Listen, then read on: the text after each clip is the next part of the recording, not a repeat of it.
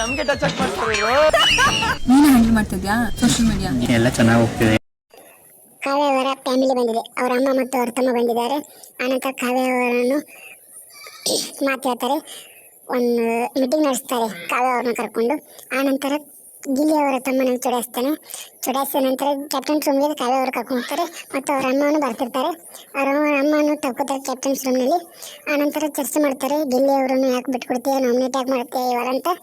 ಅಶ್ವಿನಿ ಗೌಡ ಮತ್ತು ಗಿಲ್ಲಿ ಅವ್ರನ್ನ ನೋಡ್ಕೊತ ಕೂತಿರ್ತಾರೆ ಮತ್ತು ಅವ್ರ ತಮ್ಮ ಹೇಳ್ತಾನೆ, ಯಾಕೆ ಗಿಲ್ಲಿ ಅವ್ರನ್ನ ನಾಮಿನೇಟ್ ಮಾಡಿದ್ಯಾ ಅಂತ ಹೇಳಿದ ತಕ್ಷಣ ಸ್ಪಂದನ ಮತ್ತು ಧ್ರುವಂತ್ ಅವರು ಅವ್ರನ್ನ ನೋಡ್ಕೊತ ಕೂತಿರ್ತಾರೆ.